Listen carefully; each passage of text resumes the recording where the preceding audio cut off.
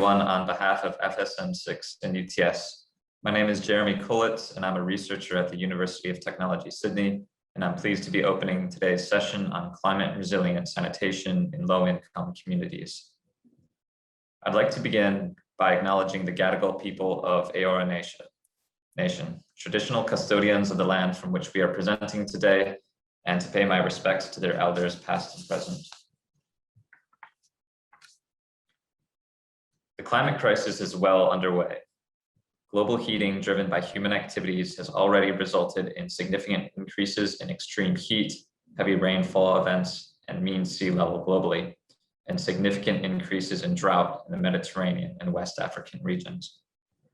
Global heating of 1.5 degrees Celsius above pre-industrial levels may be reached as soon as the year 2030, exactly when SDGs should be met. 1.5 degrees is important because going beyond 1.5 degree mark is the transition to a new climate regime that is more extreme and volatile than what we've known before. Further increases in extreme temperature and extreme precipitation will be felt almost everywhere in the world, and many areas of the world will experience increased drought and sea level rise. Hence, this is not an abstract problem to be confronted in some distant future. Our time to act is overdue. It's not hard to see how intensifying climate hazards and trends disrupt sanitation services.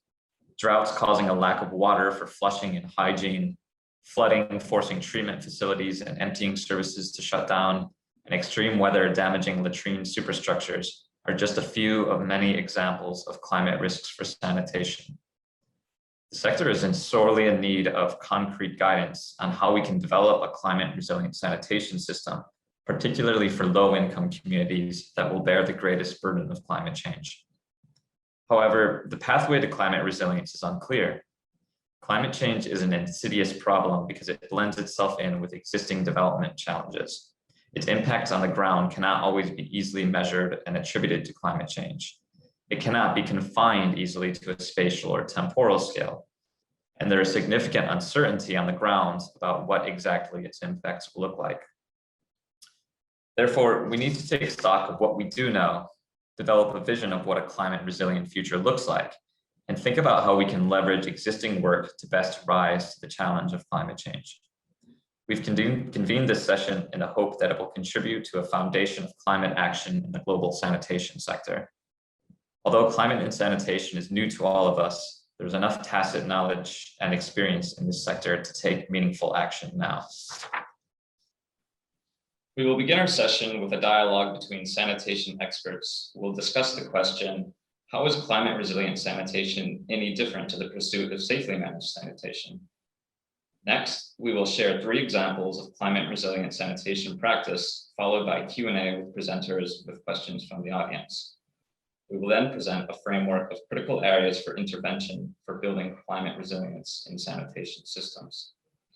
Following these activities, the audience will be placed into breakout rooms to discuss the key knowledge, skills, and evidence gaps that we need to fill on climate change and sanitation in low-income communities. Finally, we will have closing comments and an audience poll to provide ideas on the way forward. So I would like to open the session now with our first activity, the expert Q&A session. And I would like to introduce our speakers. They are Maraita Listyasari, who is a WASH urban development specialist at UNICEF based in Jakarta. Antoinette Coleman, who is a global WASH sector lead at SNV Development Organization. And Juliet Willetts, a professor and research director at the UTS Institute for Sustainable Futures. They're going to be having a conversation on the question, how is climate resilient sanitation any different to the pursuit of safely managed sanitation? So I'll hand things over now to Julia to get started. Great, thank you, Jeremy, and welcome everyone.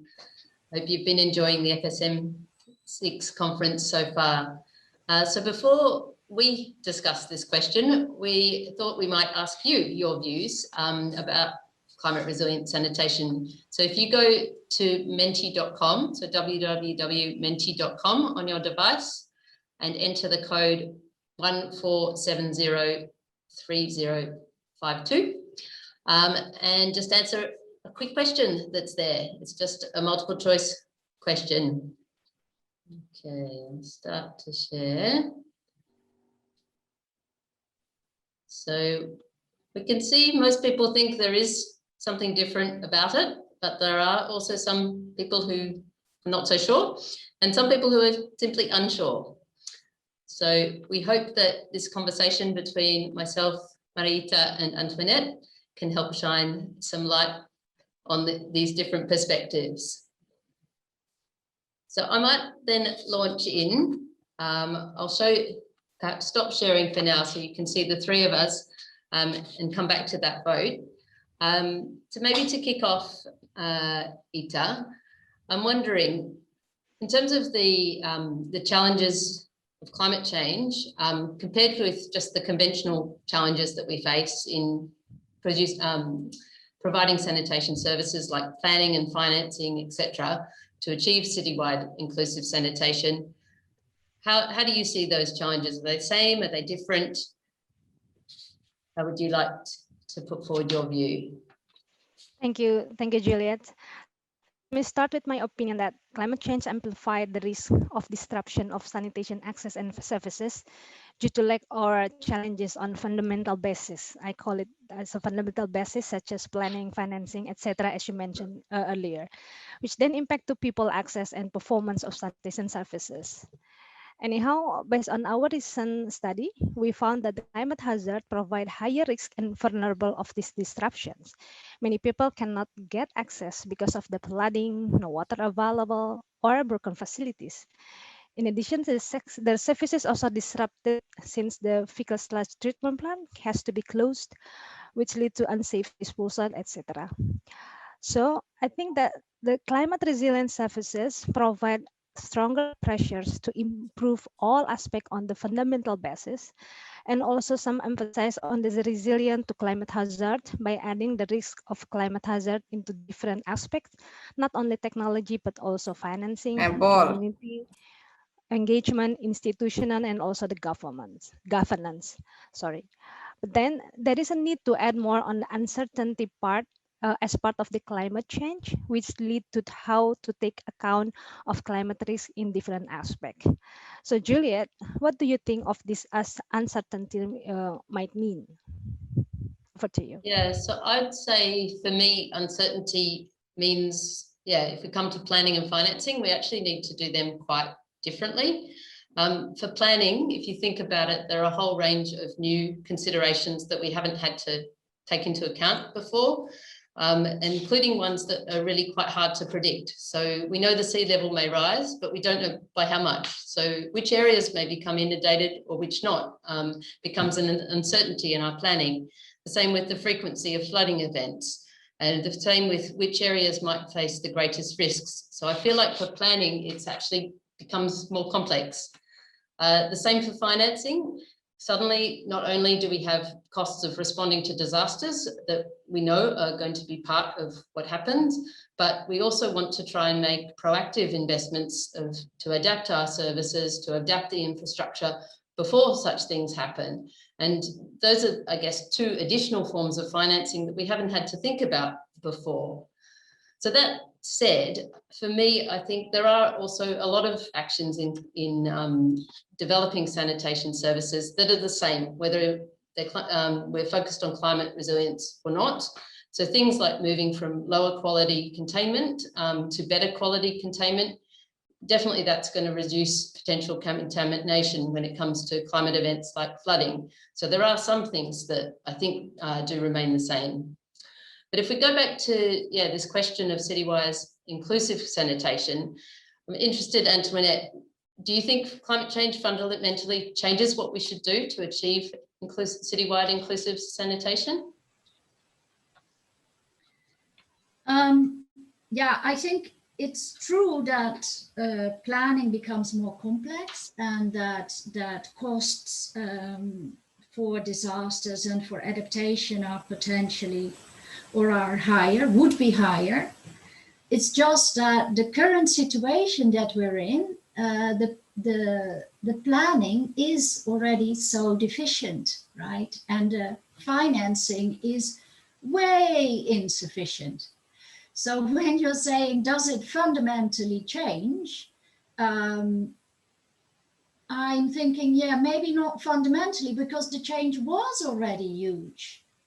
And in that,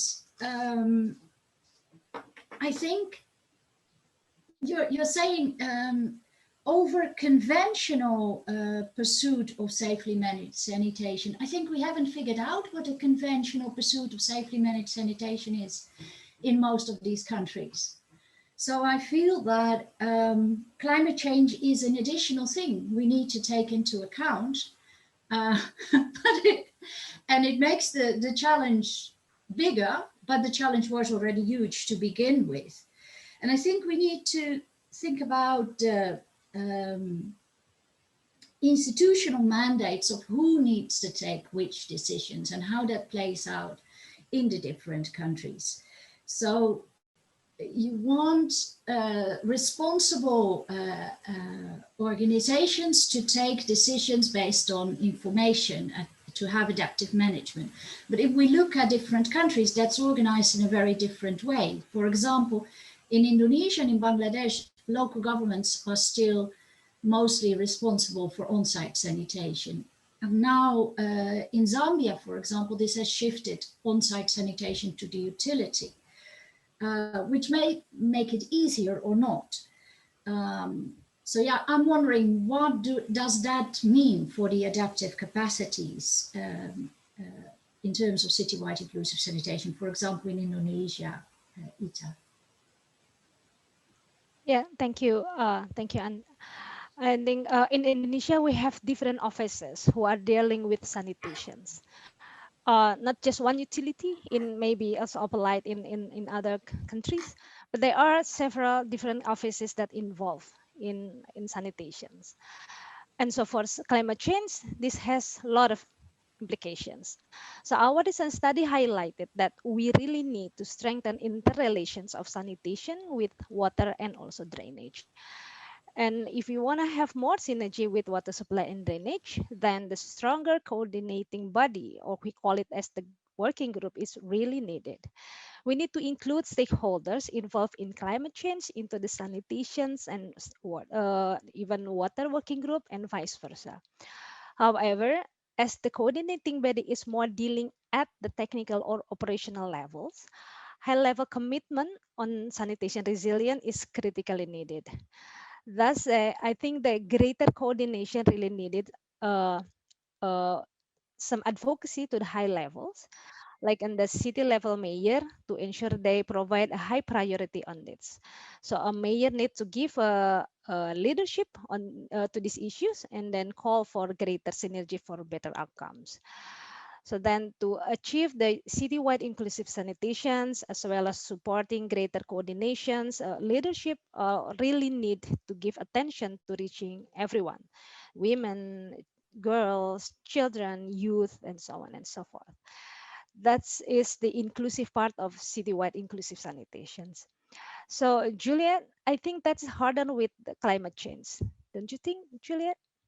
Yeah, I definitely think it's harder with climate change. And I think in the recent research we did in Indonesia, we saw that the low-lying areas, the water scarce areas, they remind us that it's poorer and vulnerable communities are those that are the ones that first lose access in climate hazards like floods and droughts.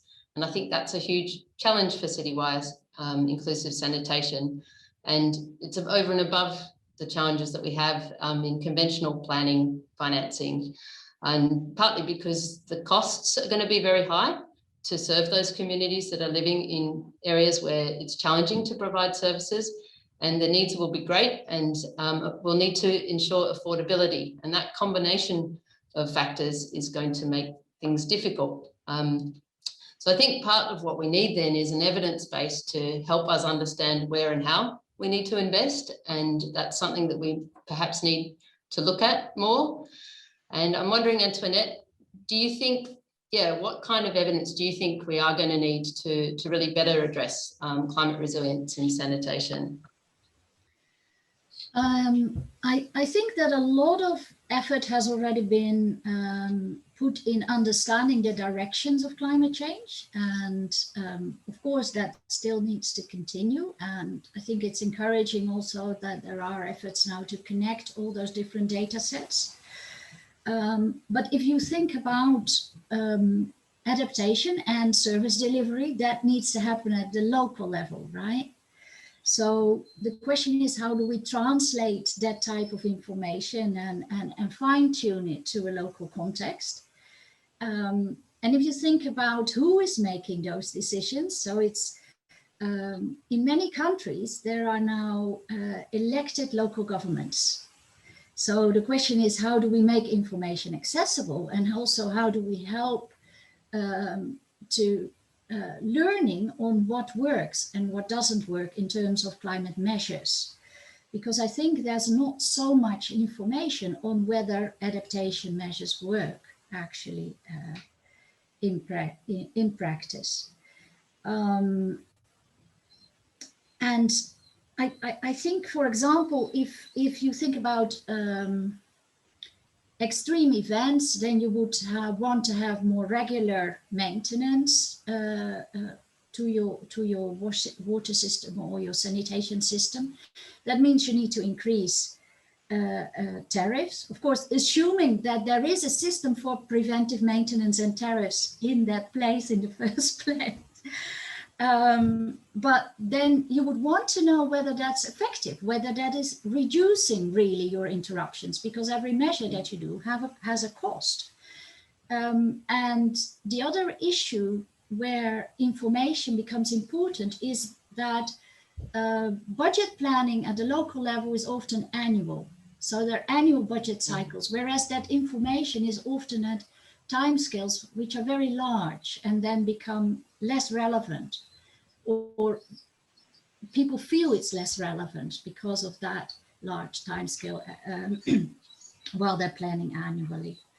So Ita, I don't know, what do you think in terms of the type of data we need?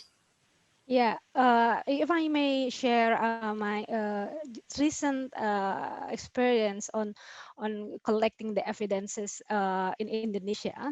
So there are several evidence that we are collecting now to do the advocacy for higher priority on sanitation resilience. Then it can also help the governments in making a stronger case for improving the synergy between the climate change and sanitations, as well as to help them to accessing the climate fund, in particular for adaptations. The first evidence that we collecting is related with the climate change impact on access and sanitation services. This needs to be explored along sanitation service chain to understand how climate change impacts different components in the chain. And the other important evidence is how this climate change also impact to behavior, people's behavior. Because our study found that the climate change provide high risk on the achievement of ODF, as people tends to go back to the open defecations, in particular those are living in the lower sanitation conditions. The second evidence is related with the impact on the groups.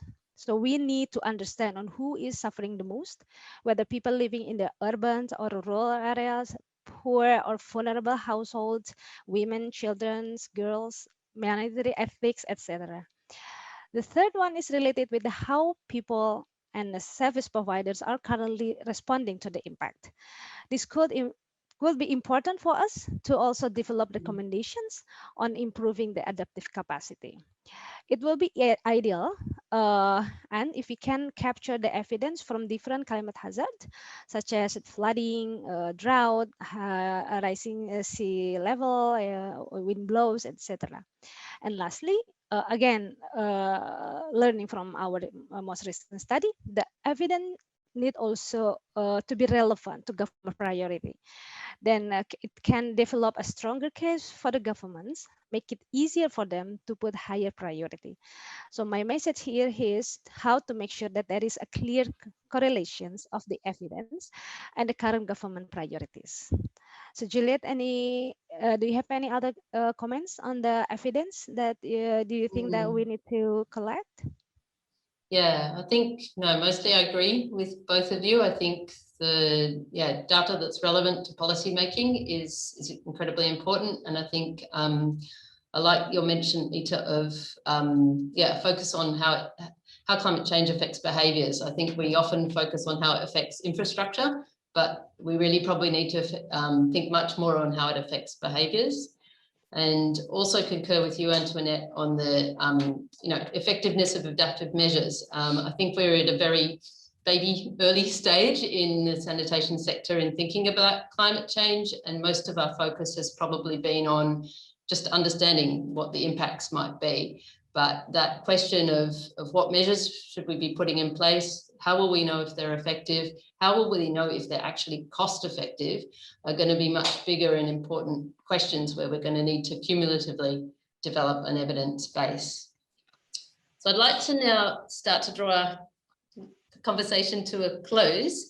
And I'm just going to come back to the bigger question that everyone voted on, which was about really, is climate resilient sanitation something that's the same as the pursuit as safely managed sanitation? So any final comments from you, Ita?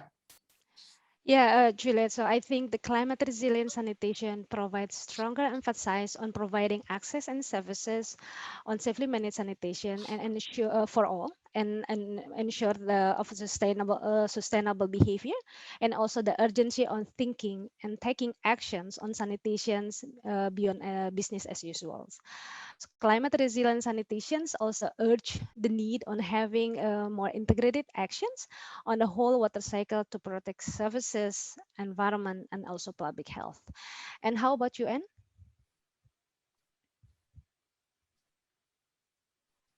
Muted? Yeah, sorry, I'm muted because otherwise my dogs make a havoc of this session. No, I agree with you, Ita, but I think that I don't know if this question is so relevant, because I think that ultimately we need functional sanitation services for the context, suited to the context, right? And if we look at our world right now, that's a changing context, and it will probably remain to be a changing context. We have climate change, we have COVID, we have growing inequalities, we have all kinds of things that are happening in the digital space. So we need to be aware, to be able to deal with that. And I think we need to focus our energies on how to deal with that instead of trying to pinpoint the differences to it. Especially because I said there is no really conventional practice of dealing with citywide inclusive sanitation there. So I think we need to think how we can support people who are making decisions on more service delivery systems, especially at the local level. Yeah, I think that's a fair answer. And I think, yeah, mostly I concur. I mean, I think we need to keep doing what we have been doing, and there remains so much to be done. But I think, you know, if I think back to a few years ago when conversations first started about climate change in the sanitation sector, there was this sense that, oh, this is a distraction, you know, we've already just got so much to do and we just can't take on something else. Whereas now I feel a few years down the line, everyone's more at a stage of saying, okay, climate change is with us.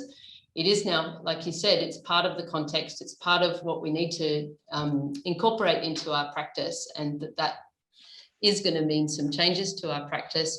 But I think, like you said at the very beginning, Antoinette, it doesn't change some of the fundamentals, because some of the fundamentals simply will put us in better stead given climate change. So thank you both. We will close conversation here. I'll just flash up a final version of where the votes landed, which is that we do have a mix of what people think about this question. Perhaps you'd vote similarly. Again, if you were to vote again, perhaps you'd vote differently after this conversation, I'm not sure. But for now, I'd like to hand over to Freya for the next part of this session. So over to you, Freya. Thanks, Juliet, and thanks all for a fantastic conversation. I'd like to now introduce three speakers. We're really lucky to have some people giving examples of how they've actually been able to implement and take forward some of these ideas about climate resilience into their work. So the three speakers we'll have today from Bangladesh is Tamid Islam from WaterAid, presenting on climate resilient toilets, followed by Gif Monde from Southern Water and Sewerage Company in Zambia, presenting on climate-proof water and sanitation governance, protecting groundwater. And lastly, we'll have Bon Masenke from ADB, presenting about mapping climate risk to sanitation infrastructure. So we'll start with these presentations, and as they're going, if it would be great if the audience could start putting some questions into the chat, because we've got a bit of time at the end of the presentation to be able to draw from those questions and ask specifically to each presenter. So please, as they're presenting, add into the chat. And I'd like to ask Tamid, if you would be able to present and share your screen. I think you can see my screen now. Okay, great. All right, so thanks, Freya and Juliet, for the opportunity to share our experience from WaterAid regarding climate resilient sanitation. And if we go on more detailed, WaterAid, WaterAid is mandated for safe water, decent toilet, and good hygiene. So part of that, we also like to work with climate resilient sanitation facilities. And regarding that, we chose to work in in Bangladesh, where erratic rainfall, cyclones, and frequent number of floods, droughts, extended period of droughts is making the technologies more vulnerable to the resilient wash. So in terms of that, if we look at the number of people who living in the coastal belt is around 1/4 of the total population of Bangladesh. So I will just directly go to one of the examples, what we do in climate resilient or climate change prone areas. And this is one of the examples, like rainwater harvesting in educational institute in a school. And we also do introduce the wash blocks, which includes the toilet, gender segregated toilet facilities, and also the drinking water facility. At the same time, we also looked at the vulnerability of the other institutes who actually activate during the emergency situations like cyclones or disasters. So the healthcare facility. So we also improved the toilet facility at healthcare facilities. And I will just show one of the quick video clip from our intervention that we worked in Shapkira district. So let me share my sound and I'll play that video for a minute. Shortage of safe drinking water, increasing salinity intrusion, and lack of sanitation facility are some of the key factors affecting the lives, especially for the school-going children. Young girls in their menstrual period do not get adequate hygiene facilities, let alone the impractical toilet and user ratio. WaterAid, in collaboration with Coca-Cola, has implemented climate-resilient sanitation facilities and a context-specific water recharge option in 20 secondary schools in Shamnagar Upazila of Shapkira district. Now, girls feel more comfortable using the separate toilets, especially during menstrual period. To devise a sustainable and functional wash facility, this project introduced rainwater harvesting infrastructure to recharge the underground aquifers according to the local context. The dropout incidents and typical absenteeism are decreasing with time. The challenge that these people face with the inadequacy of clean drinking water, hygiene and sanitation would see an inspiring change and bring smile in thousands of people's lives.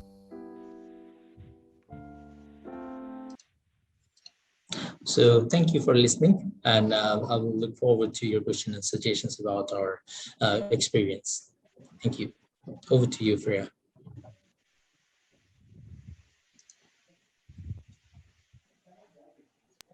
You're muted, sorry. Thanks. That was a great presentation, Tamid, and nice to have a bit of a video to actually see the real situation, as many of us are stuck at home. So thank you for sharing. Gift, would you be able to now share your presentation from Zambia? Yes, Freya, are you able to see my presentation? Yep, we can, maybe you can put it in present mode. It's currently on the last slide, but we can, you've shared it. Sure. Thank you so much. My presentation is just to share on climate proof, water and sanitation governance, protecting groundwater. What we have started doing. We are operating in the southern part of Zambia, which is drought prone. These are just the statistics that we are showing there. We also wish to show you that from 1970 to 1999, precipitation has been dropped, which we thought was climate variability. Now it's proven actually it's climate change, because in 2018, we had 7 dams out of the 12 dams that we use for water supply, dried up, 7 dams. And it was really a hassle. We had to run to groundwater to salvage the situation. And that's the reason why we have the passion to protect the groundwater. In 2019, the mandate on on-site sanitation was shifted from the local authorities to the water utility. And this is where we are in terms of governance. At national level, it has shifted now to the water utility. With the mandate coming to the water utility, what we did, we partnered with the WASAP, Water and Sanitation for Urban Poor, and realigned our operation in terms of strategic approach. And we came up with 5 pillars that we are operating on. Streamlined is sanitation, and also the done revenue water reduction process, also the protection of catchment areas. So what we have done so far is that we have mapped sanitation, the safely managed in all the categories. And we know exactly now the infrastructure that we have in the province on the ground, which was properly done or which wasn't properly done, because supervision of construction was being done by local authorities. So what we have done in this approach is that we have now signed memorandum of understanding with local authorities for them to generate bylaws that will be enforced in terms of construction. We have also, with the partnership with WASAP, we have actually managed to attract investment to do the fecal sludge management in terms of transformation, behavioral change, and also introduction of new technologies in terms of sanitation options in the low income areas. At the moment, we have signed these MOUs. So it's the issue of now monitoring and evaluation, which will be a critical operating model that will make us enforce this. Underground water, we cherish it, and we strongly feel that with this model, underground water is going to be protected, because the commercial utility will be involved in the supervision of construction in terms of quality of the infrastructure that we are putting to protect underground, and also to have safe disposal of waste. I think that's what I would say for now. Our roadmap is to get there by 2030 according to the national vision. But the problem that we still have is that the climate change for us in the province, it's real. The issue of poor infrastructure and sanitation, which contaminates water, it's real. And this is what we need to change. Going forward, all our planning now is actually climate resilient. All the projects will have to be climate smart. Thank you so much, Freya. Thank you, Gift. There's really so much that you can present from all of the things that Southern Water and Sewerage Company have been doing with regards to climate and sanitation. That was a pity that we could only have such a short presentation, but it's impressive the amount of work and the different aspects that your organisation has been able to progress. I'd now like to move on to our final presentation. As you can see, there's lots of content coming up, and please start adding some questions into the chat for the presenters. The final one, Bon, would you like to take the screen? And are you already sharing? That's fantastic. All right, thank you, Freya. Before I start, thank you very much, Freya, Juliet, and to the University Technology of Sydney for giving us the chance to share our knowledge in terms of sanitation and mapping of climate risk. So for this presentation, three things. I would be concentrating on number one, the use of GIS tools like SPADE, which is what we are using in the Asian Development Bank. The second one is the use of open source tools, because I think we're now in that um, um, advent of technology wherein there's a lot of open source data that you could pull out and use it for your analysis. And then the third one is having this GIS, this data sets, and showing it to project officers, decision makers, to have that tool for decision making that is needed. So moving on, for on the GIS tool, I'll start with SPADE, or Spatial Data Analysis Explorer. So basically, what we are using a GIS tool called SPADE within the bank in terms of project planning, safeguards, socioeconomic, and land use planning. So all those stuff to support project conceptualization, design, and implementation. And then on the my number two bullet is on the data sources. So just a glimpse on what are the open source data that you could easily use right now, because as I've said a while ago, these are just readily available. So you could just pull out this, for example, satellite images, historical data sets, so you could have this analysis for your project planning. And I have some examples, like for example, in this Indonesia citywide inclusive sanitation project that the ADB is supporting. So just an example on the use of satellite images. So basic question here is how will the wastewater treatment plant be affected by one, flood risk, number two, subsidence, and number three, sea level rise. So to cut the story short, you could visually present to your decision makers that okay, the wastewater treatment plant in terms of flood risk would be affected by 0.5 to 1 meter of flooding, and in terms of subsidence, it is affected by 8 to 10 centimeters of subsidence that happened between 2014 to 2017. And in terms of sea level rise, as you can see in here, the location of the wastewater treatment plant would be affected. And in this analysis, I used RCP 8.5. So for non-technical users, for project officers, this is a good tool wherein they could easily visualize that, okay, this is how my project would be affected, and then how they could, for engineers and for the project team, how they could implement or utilize this different analysis for their project design. So I'll skip some of the slides to get. So I would also like to highlight this line wherein, as I've mentioned a while ago, historical data sets, future climate change projections. There are a lot of research data sets that is open right now. It's just a matter of looking up for this particular data sets and utilizing it for your project planning. So I'll end on this. Maybe we could have more discussion later on. Thank you, Freya. Fantastic. Thank you, Bon. So we haven't had any questions yet. I'll leave a moment. Do people want to add any questions into the chat specific to the presenters, or otherwise unmute yourself and ask directly if somebody has a specific question? Hi, Freya. Go ahead. Yeah, my name is Ruben. My question is to the last presenter. I wanted to Bon. Are you able to hear me?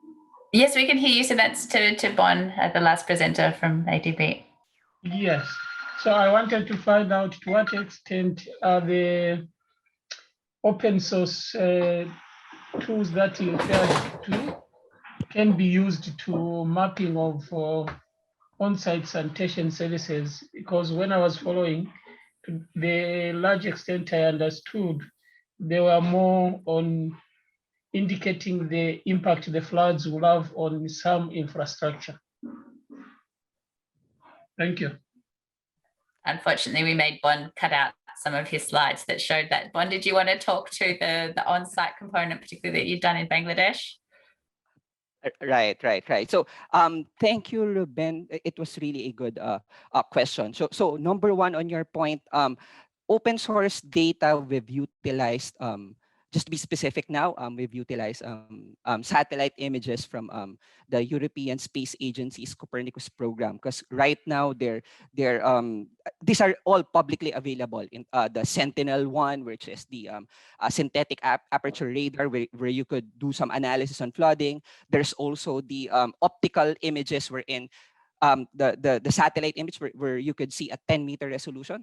So these are also publicly available. And aside from ESA, also the pioneers like the NASA, wherein they're providing images at 30-meter resolution. So it's really it's like a jigsaw puzzle wherein you could pick out different data sources, data sets coming from different data sources and utilizing it for your project analysis. And then on your second second point on the use of these tools, Spade, as I've mentioned, it's an ADB tool, but basically it's from an open source tool like GeoNode. I'll be specific right now. Apologies for non-technical stuff, non-technical users. So it's based on GeoNode, GeoServer. So basically, if you're from let's say a developing country or from a city wherein you wanted to also invest in this geoportals, then perhaps you could look at this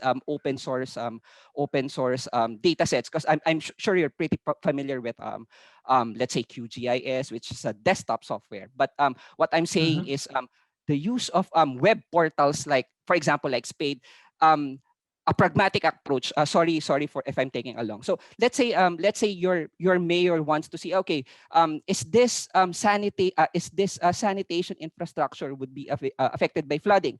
So he doesn't need to have this GIS software. All you have to do is pull out your phone or your tablet or your laptop, log into your GIS web portal, and then you could easily show to him that yes, Mayor, the wastewater treatment plant would be affected by flooding and sea level rise in the future. So things like that. Thank you, Ruben. Great, thank you, Gift and Ruben. A fantastic question. Next one, we have a question for Gift about Zambia and about the MOU with the local government. So just what the question was, whether there's sort of any issues included in the bylaws, or what the specific bylaws are about, and about enforcement. How have you been able to go about enforcement of the bylaws? Thank you so much. You may wish to know that 2019 it's quite recent. So in terms of implementation, the rolling out, this is what we are doing. So the bylaws that will be, or that have been established with the councils will be executed, because previously the councils were supervising the whole chain on their own, and the quality was very poor in terms of the products. So this time around, we are going to inspect ourselves.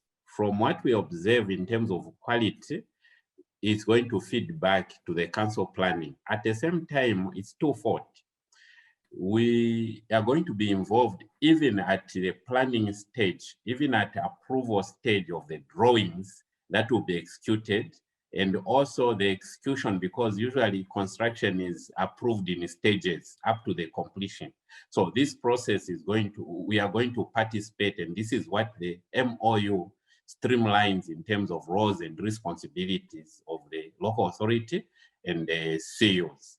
We want to also emphasize the point that it's a multi-sectoral approach, which is not very easy in terms of monitoring and the evaluation. So we'll learn lessons as we go, but at the moment, the beauty is that we have a buy-in and everyone is actually involved. The CEO, I mean a commercial utility. Thank you. Fantastic, great response. And yes, it is progressing, but I think that since 2019, there seems to be a lot of steps that have been undertaken already, and sort of we worry that do we have to all face climate hazards before people have the impetus to take action, but hopefully this as you pave the way, others can take heed from that. We had another question from Anjalia directed to Tamid about a bit more details about the climate resilient aspects of the sanitation. So if you could talk to a bit more about the climate resilient aspects of the toilet, what else is done, and also maybe to explain a bit why the school toilets and institution toilets were specifically chosen to build resilience. Tamid, are you? Perfect. Thank you, Freya. So yeah, my internet connection is unstable now, but I hope you can listen to me. But yeah, so I can answer 3 of the questions at the same time. Perhaps the first thing is like, while doing this sort of intervention, what we looked like, we tried to set the built level up above the normal or general flood level, which generally been happen during the cyclones, like all the areas got flooded if there is no. Is the first thing we do. At the same time, while doing the construction, we used unsalted water. That means the water that is, the saline prone areas. So usually people use that salted water, but we try to do the construction with unsalted water or desalinated water, whatever you say. So this sort of intervention, increase the longevity of these interventions. And if you look at the toilet technologies, none of them is, flood proof, that would say. So if I refer to one of the study by DFID, they have studied number of interventions like sanitation technologies in Bangladesh, looking at the lens of disaster. So they found none of them, like twin pit latrines, the septic tanks, none of them is capable to take the challenge of flood.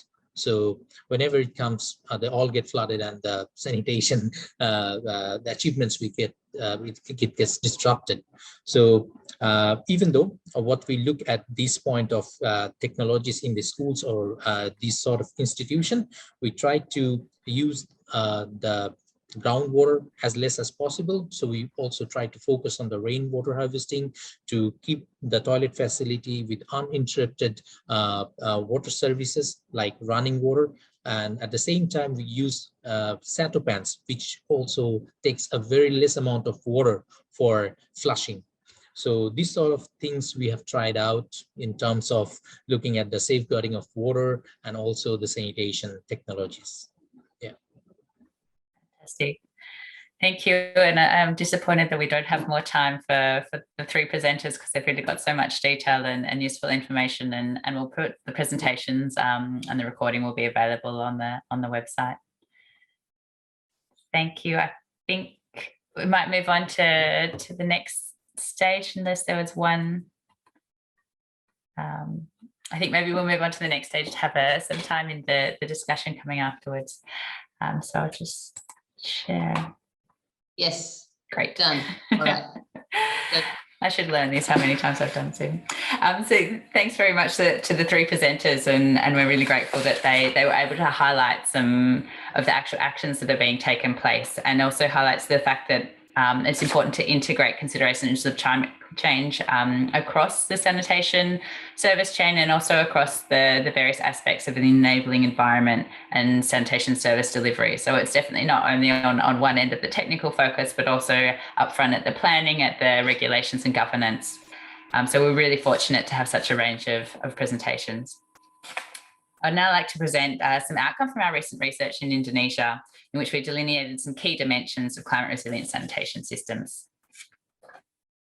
Indonesia is susceptible to a range of climate hazards, with historical trends showing that the impact of climate change are already being felt, with more frequent droughts, heat waves, floods, and even extreme events. 42 million people live in low-lying and coastal areas in Indonesia, and this is a particular risk of sea level rise. Given the variety of hazards already faced by Indonesian cities, this research was able to assess current and past impacts and responses to climate hazards on sanitation. This data is able to provide us some information about how these systems may respond to future hazards.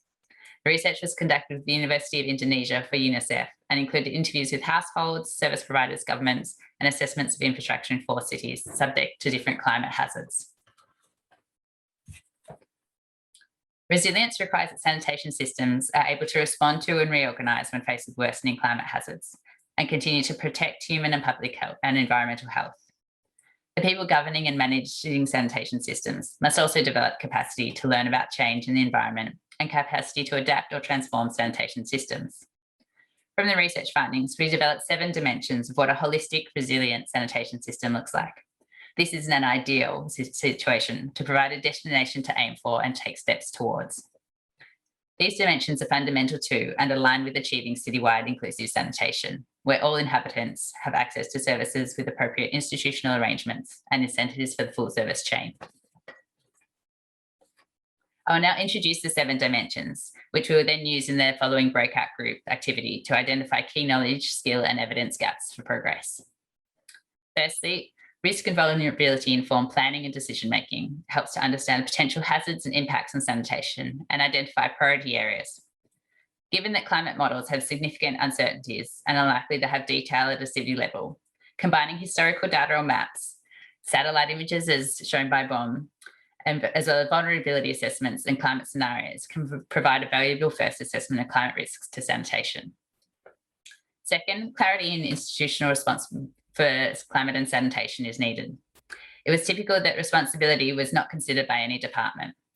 In Indonesia, the government workshops identified that responsibility best sits within existing sanitation working groups, with the climate working groups and other stakeholders providing support and inputs. Flexible management and service delivery arrangements are key to adaptive management to increase resilience, particularly given the varied and uncertain future climate conditions. While finance for climate hazards is often concentrated on disaster response, sustainable finance also includes preventative measures. These should consider the entire service chain and the full life cycle of sanitation. Responsive finance is integral to enable users and service providers to repair, rebuild, or restore access quickly. However, existing finance is often not responsive or limited in application. Next, infrastructure. Infrastructure should be robust to resist the range of climate hazards, as many cities will not just face one hazard, as in Indonesia, it's facing drought at the same time as flooding and many other places. Alternatively, some aspects can also be designed to be easily rebuilt. However, this requires an assessment of the critical elements and key risks, especially with regards to environment and public health. As was mentioned just before about the way up of most sanitations are susceptible to flooding, but needing to figure out what the risks are and how to design around them. Users and community groups should be supported to mobilise their own capacities and knowledge to undertake doable adaptive actions. Creative approaches and appropriate languages is needed, particularly to share some of the complexities of climate change. Women's, disability, youth, minority, and other societal groups should receive targeted support, as there is often increased risk to vulnerable populations. The interrelationships between sanitation systems and the urban water cycle are heightened with climate change. Drought causing inadequate water for using the toilet, flood damage and limited access to sanitation systems, and the contamination of water supplies from sanitation are all increased with climate change. Coordination is even more important between water, drainage, and sanitation. And sustainable management of the urban water cycle is an imperative of climate change. Maintaining capacity for continual adaptation through monitoring environment and learning is also key to adaptive management, as feedback loops are important for planning, preparing, responding, and adapting to climate hazards. Providing climate information to users and service providers can increase their capacity to prepare and respond to disasters. So those are the seven parts of our climate resilient sanitation system. And Juliet will now introduce the breakout activity, which will build from these and give all participants an opportunity to reflect on these moving forward. Great, thank you, Freya. Thank you also to our speakers who spoke earlier and who talked about what some of those different dimensions mean in practice. So now it's your turn to talk. So we have some 82 participants in the session at the moment. We're going to break you into different groups, divided into 7 groups that relate to those 7 parts of the framework that Freya just described. And there'll be 2 questions that you'll talk about with a facilitator who you'll find in the room with you. And the first one is about what kind of knowledge and evidence gaps do we really need to fill in the coming years to support national government staff and also to support at the local level, whether that be local government or service providers. So each of those groups are going to have different kinds of information, data and evidence needs. And we'd like to invite you to think through what's going to be most important. And the second question is equally about what skills and capacities would be needed at either of those levels. What needs to change in the way people think and are equipped to address the kinds of dimensions that Freya just described. If we want flexible management, what's that going to mean for training and capacity building for operators of treatment systems? So those are the 2 questions that we're going to invite you to discuss, and we'll be in the breakout rooms for about 20 minutes or just over 20 minutes, and then we'll come back to a plenary session to finish this overall spotlight session. So thanks, Michaela. If you could beam us all hopefully to the right breakout room. So hopefully you will find yourself with a facilitator, and we'll see you back here in a little while. So welcome back, everyone. I hope you had good discussions in the rooms once you eventually got there. For a little while, the facilitators were talking to themselves, but then we did manage to move everyone. So I do hope you had some interesting discussions using different parts of that framework, and that it gave you some insights about what are the things we're going to need to learn quite quickly in coming years about these different dimensions if we're really going to have a more climate resilient sanitation system. And I know in our group on monitoring, we thought about, you know, some of the, I guess, the current issues already with monitoring that we need to fix, and also what else is needed for climate change in terms of different groups that need to hear about and have feedback on climate and on functionality on different systems. So I just wanted to let everyone know you can look at the Google Slides at your own leisure. I encourage you to explore what other groups came up with and have a look through them. So you've all got the link from the chat. And if you're interested, go and have a look at the other dimensions, and to let you know that we'll be working over the coming months on developing more of a global research agenda for climate resilient sanitation systems and some of the key priorities that our sector needs to focus on to better equip ourselves. So the work you've just contributed to through your discussions will be being used in that work going forward. So just now I'm going to hand back to Jeremy for the final few minutes of closing. Over to you, Jeremy. Thank you, Juliet. And thank you everyone for the participation in the activity, and thanks to the presenters for their excellent and concise presentations. So I think we can safely say that momentum is building, and that although the sanitation sector has only begun to address climate issues more intensively in recent years, I think we're clearly approaching a critical mass. And conversations like these are valuable and must continue, but we also must start to translate the conversations into action. And I think the presentations that we saw from WaterAid, the Southern Water and Sanitation Company, and the SPADE project by ADB are excellent examples of how we can start to take meaningful action in the near term. And hopefully, as you were thinking through the different components of the framework, that also inspired ideas for what more we can do to start to address the climate challenge problem. There's other major opportunities for further action at an international level. The COP26, that is the United Nations Conference of Parties, We'll be meeting in Glasgow in November, which is a major climate change convention across national governments, and the SWA Sectors Ministers meeting in 2022, which will include a focus on climate change action.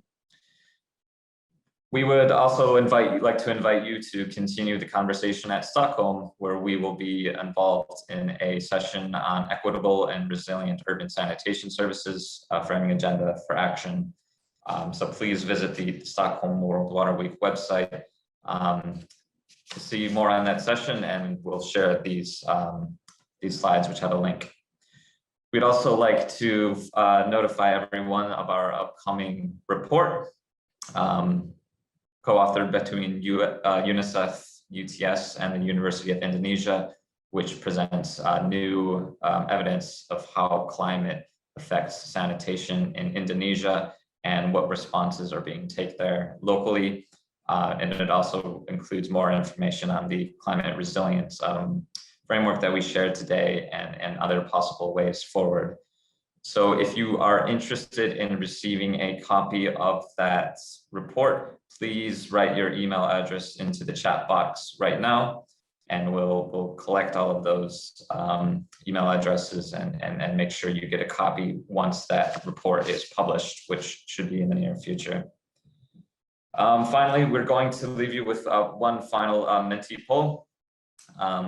So if everyone could please open up their menti.com again. It's actually the same poll number. So if you're still in Menti from the beginning of the session, you should be able to see the new question now. Otherwise, you can navigate back and enter the code on the screen. And we have a final question about what action does the sector most urgently need to take to support climate resilient sanitation right now? So please take a moment to answer that question. And Juliet, will you share the screen so we can see the ideas as they come up? Yeah. Great. Well, that concludes the session as well. So please take some time to hang around and see what other people share on the Minty Poll. And please feel free to leave your email address. And thanks everyone for participating. And thanks again to the presenters and to the facilitators. I like the second one, no more business as usual. I think if that answers the question we started the session with, we can't just do what we were doing. We need to do something more, something new. Awareness